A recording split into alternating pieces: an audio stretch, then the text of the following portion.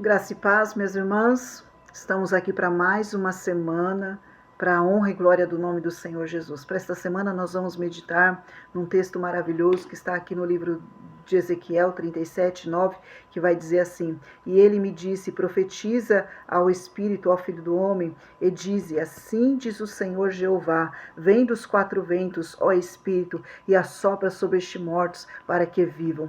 Dentro desse texto, dentro desse contexto, nós sabemos que o povo de Deus ele foi levado ao cativeiro, o cativeiro babilônico, que durou por volta de 70 anos. Nós sabemos que Ezequiel foi um dos que foram levados. Quando Deus levanta, porque é Deus quem levanta Nabucodonosor, o Senhor ele vem falando a respeito do cativeiro, usando seus profetas muito tempo antes do cativeiro acontecer. O Senhor vem chamando eles ao arrependimento, sabe? O povo estava na idolatria, na prostituição, na imoralidade, os sacerdotes corrompidos, sabe? Os profetas corrompidos, e o Senhor queria trazer restauração para Judá e Benjamim. O Senhor não queria fazer com eles o que fez com as outras 10 tribos, porque as outras 10 tribos, quando foram levados para o cativeiro da Assíria, eles foram completamente dizimados, mas Deus queria que eles tivessem aprendido com os irmãos, mas não aprenderam, eles não obedeceram, eles não se voltaram ao Senhor, e por isso o Senhor permite que Nabucodonosor se levante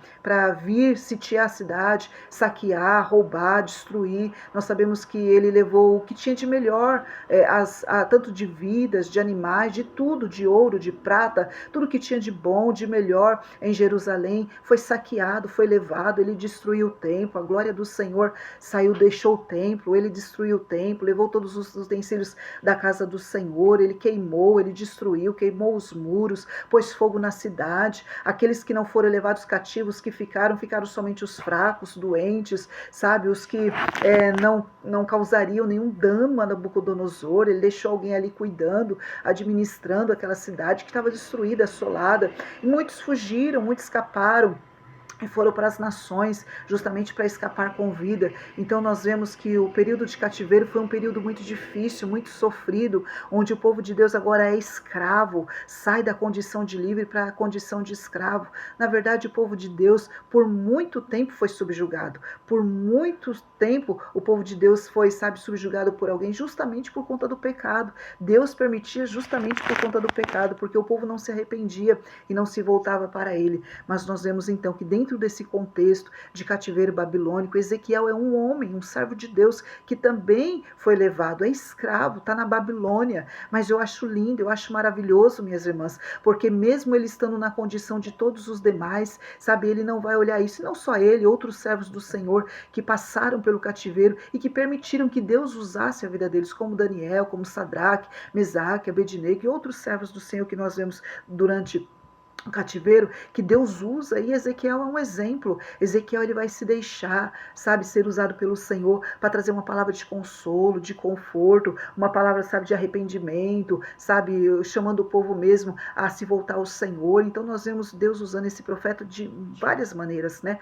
E aqui dentro no capítulo 37 de Ezequiel, nós vemos que Deus ele leva o profeta no meio de um vale, e ali ele dá uma visão para ele, e ele vê este vale cheio de ossos secos, sequíssimos, e o Senhor faz uma pergunta ao profeta: poderão viver esses ossos? Poderão reviver esses ossos? E o profeta vai dizer: Senhor, tu o sabes. Eu creio que conhecendo Deus que ele servia, ele sabia que Deus tinha todo o poder, mas na visão ele olha e vê que é algo difícil, é algo improvável, mas Deus vai dar uma ordem. Nós vemos aqui algumas vezes dentro do texto Deus ordenando a Ezequiel: olha, o filho do homem, profetiza. E à medida que Ezequiel ele vai obedecendo a voz, o comando de Deus, as coisas vão acontecendo, o céu vai se mover. Então eu quero dizer para você, ainda que você esteja hoje, no dia de hoje, passando por uma situação difícil,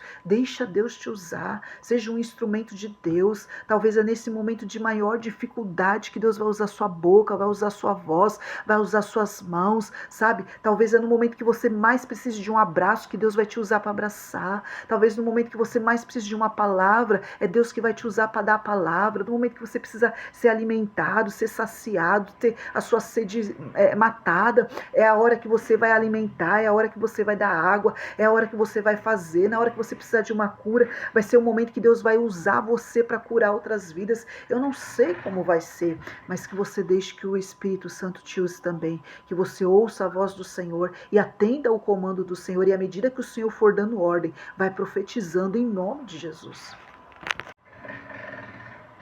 Então nós vemos o Senhor dando ordem, profetiza sobre os ossos. Então nós vamos ver ali por 3 momentos, nós vamos ver o Senhor dando ordem a Ezequiel para que ele profetize. E ele vai obedecendo e vai profetizando. Então o Senhor diz para ele, profetiza sobre os ossos e diz, ossos secos, ouvi a palavra do Senhor. Nós sabemos que esses ossos sequíssimos representavam toda a casa de Israel. O povo que estava no cativeiro, o povo que foram espalhados pelas nações, o povo que estava sem esperança, o povo que, já tinha colocado as suas harpas no salgueiro, não queriam mais louvar, mas adorar o Senhor. Como é que nós vamos entoar o cântico de Sião se nós estamos em terra estranha? Um povo que olha e diz assim, a nossa esperança foi cortada, para nós não tem mais jeito, para nós não tem mais solução, o Senhor nos abandonou. Então um povo que estava numa situação, numa fragilidade espiritual muito grande, numa tristeza muito grande, no meio de uma terra estranha, de um povo estranho, adorando deuses estranhos, nós vemos que muitos servos do Senhor se manteve fiel no cativeiro, outros nem tanto, mas o propósito do cativeiro, ele foi cumprido com bom êxito. Quando esse povo é tirado do cativeiro, nós vemos que Deus, ele tira a idolatria do meio do povo, e nós não vemos mais o povo caindo na idolatria nos textos subsequentes, né? Então nós vamos ver que à medida que o Senhor dá ordem, ele vai profetizando. Então esses ossos representam esse povo que está nessa condição, nessa fragilidade. É uma palavra profética de restauração. Deus traria restauração para o seu povo, não só a restauração nacional, trazer eles de volta, porque lá no 12 vai dizer assim, profetiza, e diz assim, diz o Senhor Jeová, eis que abrirei as vossas sepulturas, e vos farei sair das vossas sepulturas, ó povo meu. Então, as sepulturas dentro desse texto representavam as nações, onde o povo de Deus tinha se espalhado, aqueles que fugiram, aqueles que conseguiram, sair, aqueles que foram espalhados por causa de todo esse medo, de pavor, de pânico, né? Então nós vemos que o povo, ele se espalhou, e o Senhor está dizendo para eles, olha, eu vou restaurar vocês, eu vou trazer vocês novamente para a sua terra, olha, eu vou restaurar vocês, eu vou restaurar a vida espiritual de vocês, porque esse povo não precisa só de uma restauração da nação, mas eles precisam também de uma restauração espiritual, de Deus voltar a trazer vida sobre ele, porque eles estavam mortos espiritualmente, eles estavam numa condição difícil, numa fragilidade muito grande, e Deus está usando o profeta para dizer, eu vou fazer, à medida que o profeta então profetiza sobre os ossos, aquilo que o Senhor disse que faria acontecer, quando ele vai dizer assim, então profetizei como se me deu ordem, e houve um ruído enquanto eu profetizava, eis que se fez um reboliço, ossos se juntaram a ossos, cada osso ao seu osso, e olhei, vieram nervos sobre eles, cresceu carne, estendeu pele sobre eles, mas não havia neles espírito. Aí nós vamos ver novamente o Senhor dando uma ordem, diz, e profetiza o espírito ao filho do homem, chama dos 4 ventos, e à medida que o Senhor dá ordem, no 10 ele vai profetizar, e ele vai dizer, e profetizei como ele me deu ordem. Então o Espírito entrou neles, e viveram, e se puseram de pé, um exército grande e em extremo. Nós vemos que Deus, ele vai cumprir essa palavra dentro da história bíblica, dentro da história de Israel. Nós vemos que essa palavra se cumpre. Deus, ele tira, Deus, ele traz o seu povo novamente. Hoje Israel está lá na terra deles, assentados na terra, porque Deus cumpriu essa promessa. Há parte dessa promessa que ainda é escatológica, é para os finais dos dias, mas parte dessa palavra, para agora, para hoje, o Senhor já deu. O Senhor deu novamente a nação, eles tiveram a língua deles restaurada, eles não perderam a linguagem deles, eles voltaram das nações. Quando o Ciro se levanta, Deus vai usar, outro instrumento de Deus para que esse povo seja restaurado. Ciro, assim como o Senhor disse que Ciro seria o pastor, que Ciro faria com que o seu povo voltasse para a terra, Deus vai usar Ciro para que cumpra esta palavra profética também. Então, quando Ciro assume o poder, e ali é tempo já de acabar, Daniel entende que é tempo do cativeiro acabar, e Daniel começa a orar e pedir ao Senhor, e Deus vai dar graça. Então esse povo volta para a terra, Deus restaura, e nós sabemos Aí nós vamos ler os outros livros e nós vamos ver lá em Esdras e Neemias a condição do povo. O povo estava numa situação muito difícil, mas Deus vai cumprir esta palavra. Deus traz eles novamente para a terra. Depois nós vamos ver Esdras ali cuidando da restauração espiritual, onde ele vai instituir novamente o culto, a adoração, onde esse povo vai abrir mão das mulheres estranhas, onde esse povo vai voltar ao Senhor, vai se prostrar diante do Senhor, e essa palavra se cumpre fielmente. Parte ainda vai se cumprir, mas essa palavra se cumpre dentro dos textos bíblicos. Então, eu quero dizer para você, à medida que o Senhor for falando com você, não tenha medo, deixa Deus te usar, deixa Deus pôr uma palavra profética na sua boca, deixa Deus te encher, sabe, se enche de fé, de coragem, ainda que o cenário você olhe, porque Ezequiel podia olhar e falar, Senhor, não tem jeito. Eu imagino ele olhando para aqueles ossos secos e falando, Senhor, só tu o sabes, né, porque a situação era tão difícil, aos olhos humanos é difícil, mas para o nosso Deus nada é impossível. Ainda aquilo que você esteja vivendo no dia de hoje, aos teus olhos seja impossível, você serve um Deus que tem todo o poder, que nada para ele não tem coisa grande, não tem coisa pequena, não há o que ele possa fazer, ele pode fazer todas as coisas, ele chama à existência aquilo que não existe, como se já existisse, ele é poderoso, ele é tremendo, ele é fiel.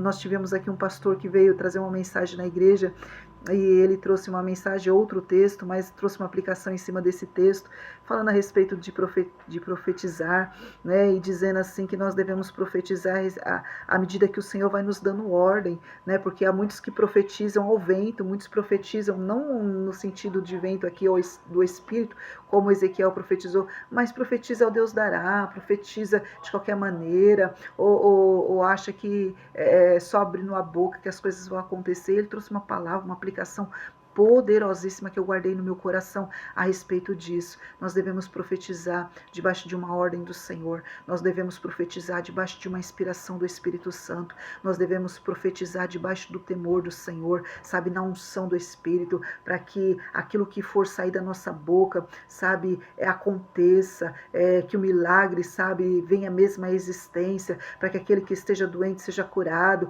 para que, se for necessário, se estiver numa sepultura, morto, como Lázaro estava ali há 4 dias, e Jesus dá um grito, Lázaro sai para fora, e ali, talvez você diga assim, Jesus, mas depois de Jesus nós vemos quantas pessoas já foram ressuscitadas pelo poder de Deus, pela palavra, sabe, de Deus usar um pastor, de usar um servo dele, e falar, levanta desse caixão, levanta dessa cama, Deus restaura a tua vida, e Deus traz vida novamente, sopra o Espírito novamente, e nós sabemos que o nosso Deus faz, para Deus não há impossíveis. Creia nesta tarde em nome de Jesus Cristo. Então, à medida que o Senhor for te inspirando, vai profetizando, pede ao Senhor graça, sabedoria, fala, Senhor, eu estou vivendo essa situação para mim é como a situação desse povo, eu não vejo saída, eu não vejo esperança, mas se o Senhor me der a ordem, eu vou profetizar e eu vou crer, eu vou encher meu coração de fé e eu vou crer que à medida que eu for profetizando, o céu vai se mover, as coisas vão acontecer, o milagre vai acontecer e eu vou receber a minha bênção, a minha vitória.